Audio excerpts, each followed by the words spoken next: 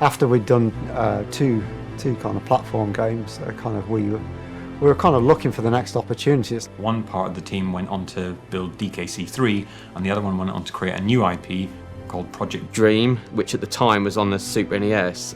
We were all massive fans of Zelda, so we thought, let's do our take on an adventure game. When I joined Dream, we just started to move it to N64. It had previously been started on SNES, but we were looking to move it onto this new machine. We had a character on the screen. It looked very nice, but this was like really at the end of the Super NES's life. We had Edson, which was the hero of the game, and we had Dinger, which was his kind of pet dog that he finds. And he'd say, "Oh, dog, I can see a dog down there. I better go and see if he's all right." You'd go down, you'd get the dog, and then you'd be chased by trolls. And we worked on that for quite a number of months. This kind of boy who kind of grew up in a village, and he went out into the big wide world where he gets embroiled in this kind of fantastic adventure. And the main bad guys were a bunch of pirates led by Captain Blackeye. The view you had was kind of a bit like a game called Pandemonium or Nights into Dreams. I think the scope of the thing was so large, we couldn't see any end in sight. Greg and Tim had been talking, and they decided to change the whole styling of the game, and it became something akin to Super Mario 64. We'd changed the main character from the boy, who we felt was a bit weak, and we felt we wanted something with a bit more character. So we investigated firstly a rabbit, and then secondly a bear. Get rid of this guy. Let's get an animal in there. Bear. We're having a bear. That was it. It went from being Dream to being Kazoo, but again, it was jumping on things and lots of kind of baddies and different things you could be doing. And it's all going to be instruments: banjo, piccolo, all of those. We were like, yes, I'll just do it right now. So we had kind of Banjo in this kind of big, sprawling adventure game that we weren't quite sure how we were ever going to finish. So we decided to can Dream at that point, and focus on something we felt a lot more confident we could kind of build. And I remember talking with Chris Stamper in the canteen once, and he asking me what I thought of Banjo, and I still think I was a little bit annoyed that the rabbit had been dumped. We took Banjo from Project Dream and kind of put him in his own game, and we wanted it to be a platformer. Should have been a rabbit. It would have been Banjo-Kazooie or something. The roaming world of Banjo, we encountered a whole new set of problems because we were working in 3D now, and we had things like a camera that we had to keep control of and work out where it was going to go and what's going to happen when the player goes behind a wall. So we started developing like a move set for Banjo, and I wanted to give him a double jump, having kind of seen Mario's double jump, but I wanted it to be more flexible so the player could double jump anywhere they like. We were up against Mario. I wanted to try and beat Mario, and that was our thing. Try to do that. Now, what would explain away the fact that this fat bear can jump in midair? So I think we pondered a few ideas, and when we're getting desperate, and usually when you get desperate, all the crazy ideas come out. And one idea we had was a pair of wings could appear out of this backpack. All these sort of things that we just encounter as we started developing, and we kind of just tackled them as we encountered them. So this pair of wings kind of came out of the backpack and flapped, and it explained it away, and it fitted perfectly. We started testing out proper sort of 3D levels, and we got the character jumping around and swimming and things, and it then went from Kazoo to Banjo-Kazoo.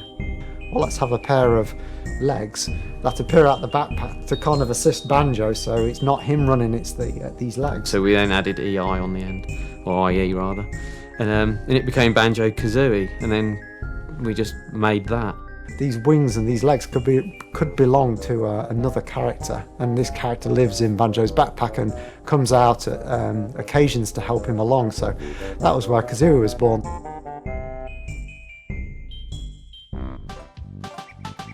It was probably the breakthrough moment, and then all the dialogue, the interjection between them, and Kazooie being sarcastic and adventurous, and Banjo being like kind of a bit dim-witted and slow. All of that was kind of came afterwards, and it was all literally just built on this wanting a double jump. We needed like a shaman character, and then it was really just down. We were just left to do, get on with it.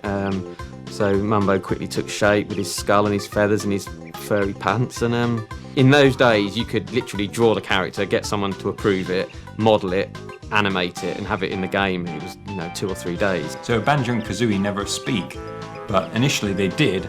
I think one of the reasons we made them have that strange garbled noise. We realised we were going to have to record so much speech, it was going to increase development time considerably. I did the voice of Mumbo, of course, Ikum Bokum. The voices for all the characters were just kind of different. A lot of them were Grant, but a lot of them were different people just kind of mumbling sort of different little phrases. The Ikum Bokum, I just played with it, it sounded good. So Ikum Bokum is made up of come and have a go if you think you're hard enough. So like I went got what I big got eat up like that, and I recorded myself doing that, and then I cut it up into pieces. When we'd been working on Dream, I'd been doing some of the voices for the boy, and then when he changed to the bear, Tim was looking for a noise. There are noises that he would make and words that he would say. So I did some of the voices for Banjo then, and then it transformed into the gargled noise at the end. So the Kazooie needed a special noise as well, and it needed to be separate from Banjo. It needed to be noticeably different. So we made her a much sharper noise because she was a Breagull. So that was why she was Bree.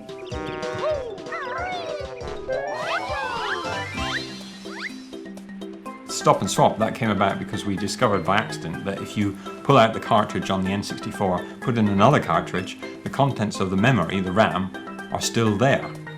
So we realised that we could use this to make a transfer of some information from one game into another. The idea was to either reward players for playing rare games, so it's like the more you play, the more you get rewarded, or to actually swap items between games, and that's where the stop and swap came from. And so you had to actually quickly grab the cartridge, grab it, and then put the other one in.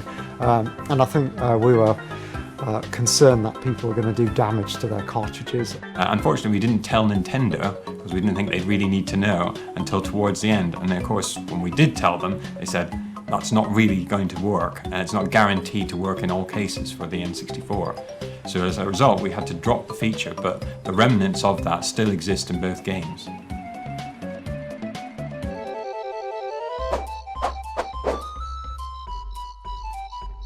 The game, I think, was well received. Again, another massive thing for me was to see Banjo at the top of the all formats charts in the UK.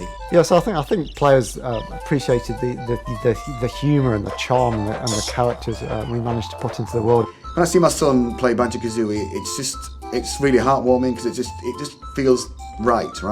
It felt like almost every character you came across had a story to tell. Most of them were sob stories that you had to help out, so it's almost like Banjo was like an agony aunt going around fixing all these problems. So like running around in Banjo was fun without doing anything. It was just fun to run around, I think they loved it, didn't they? What are you saying? It had all that magic about it. You could feel it. It was in the walls. I think it was just the whole immersive nature of the world, the fantastic music, the kind of just the charm of it was what elevated it from maybe just another 3D platform into something that kind of people remember.